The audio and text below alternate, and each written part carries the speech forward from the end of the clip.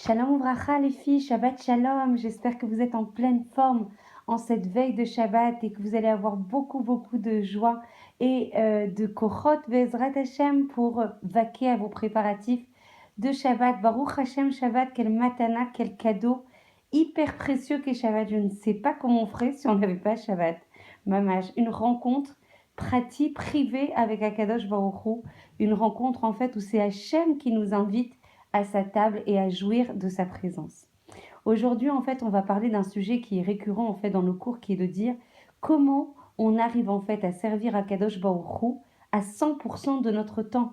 Comment dans notre monde en fait qui est animé par nos besoins matériels, par nos besoins familiaux, par nos besoins personnels, dans un monde gashmi, dans un monde en fait qui est de matérialité, comment on arrive à rallier cette matérialité à 100% pour le service d'Akadosh Baruch Hu.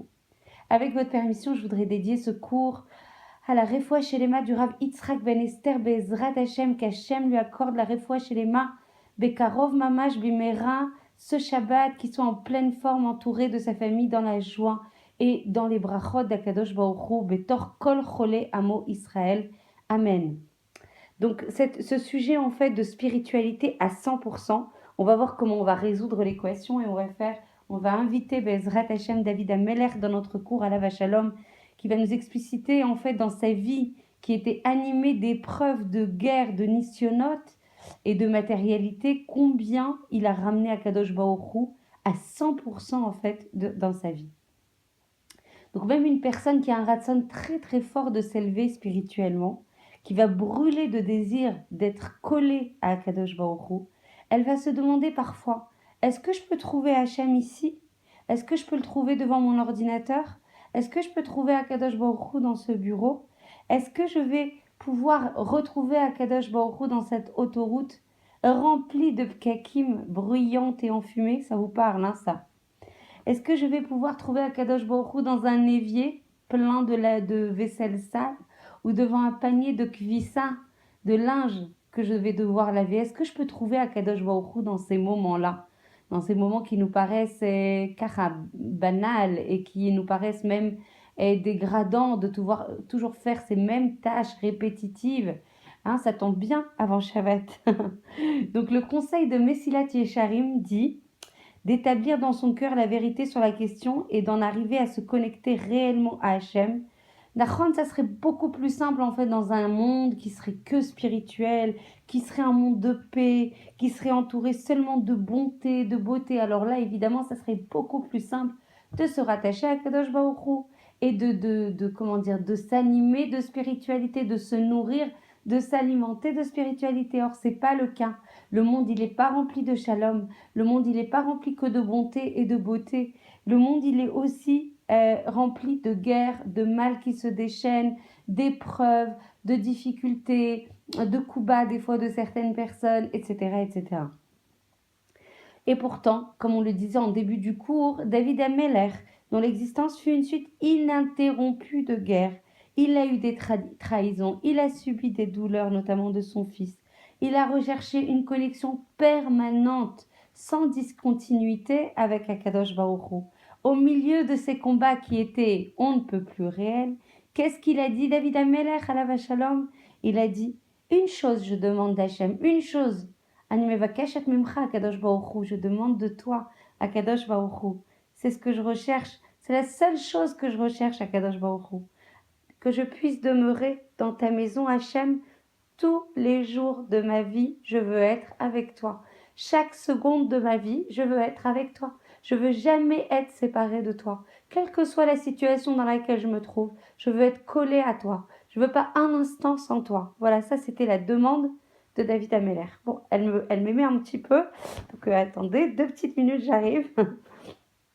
Donc David Ameller et plus encore une personne ordinaire comme nous pouvait réellement chercher à résider dans la maison d'Hachem tous les jours de sa vie. Est-ce que c'est quelque chose qui est vraiment viable ou est-ce une utopie? Est-ce que c'est vraiment quelque chose qu'on peut réaliser ou est-ce un rêve? Quelle disponibilité ça va nous laisser si on est comme ça en connexion avec Kadosh Baruch Hu tout le temps pour le train-train quotidien, pour s'occuper des enfants, pour dormir, pour manger et toutes les activités matérielles qui sont notre lot quotidien. et qui remplissent toutes nos journées. Alors, la Gemara, elle intervient et elle exprime quel est le court verset dont dépendent tous les fondements de la Torah, tous les principes fondamentaux. Tous les principes de la Torah reposent sur un court verset. C'est dans toutes tes voies que tu dois le connaître, Akadosh Baruch Hu, et lui t'aplanira tous tes chemins.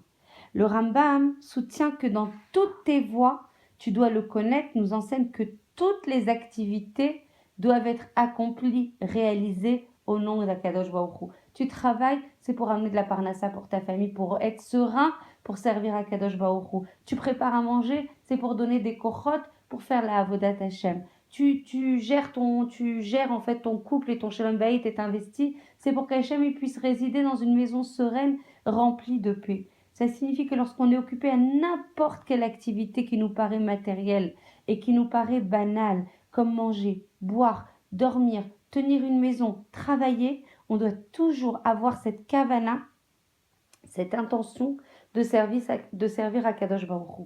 Rav Dessler, Zecher Tzadik Vekadosh Livracha, il explique que travailler pour satisfaire nos besoins matériels ne constitue absolument pas une activité étrangère à la maison d'Hachem.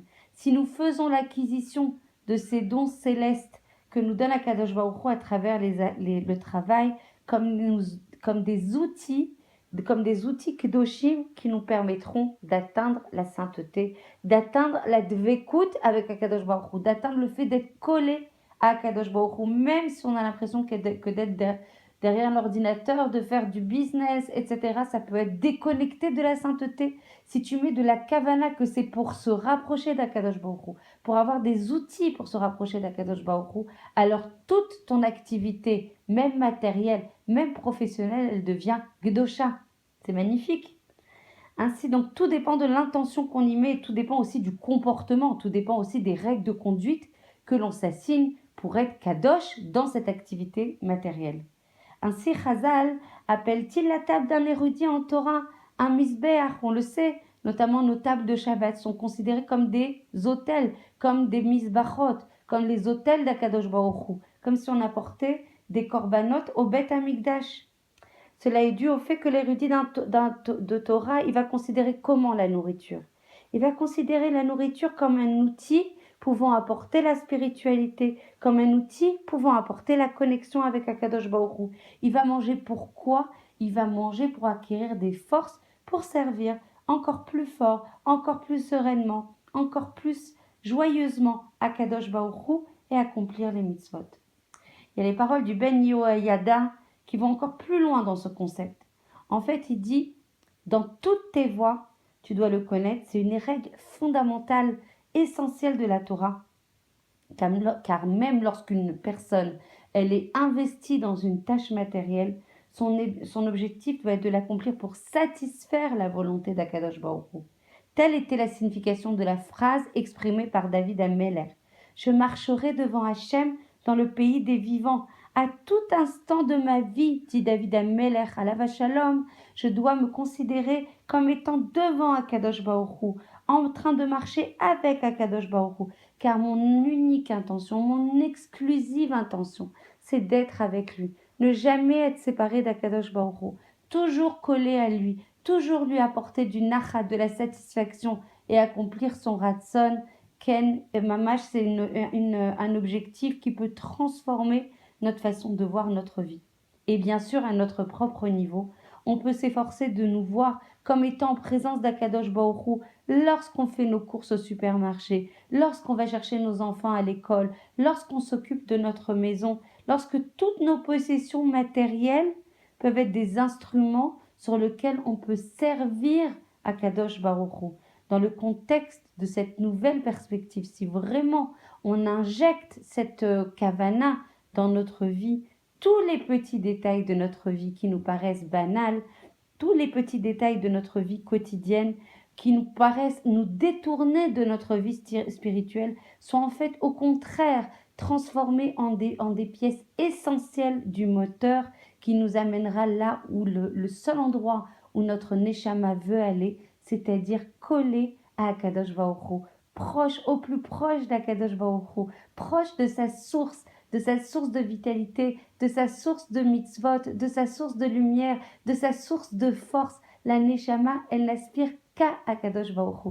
Donc si on tourne notre vie dans l'accomplissement du Ratzon d'Hachem, dans la dvekut, dans le fait d'être collé avec Akadosh Baruch Hu, toute notre vie, dans la kavana qu'on va y mettre, elle va être exclusivement adressée à Akadosh Baruch Hu en cadeau de tous les chassadim qu'il nous fait à chaque instant de notre vie, de tous les bienfaits qu'il nous fait à chaque instant de notre vie. Je vous embrasse très fort, je vous souhaite un excellent Shabbat qui est la source de toutes les brachot, que vous puissiez en fait avoir un Shabbat rempli de joie, avec aucune daga, avec aucune inquiétude, dans la sérénité, dans la plénitude, collé à Akadosh Baruch Hu Be'ezrat Hashem. Je vous embrasse très fort et on se retrouve dimanche. À très bientôt.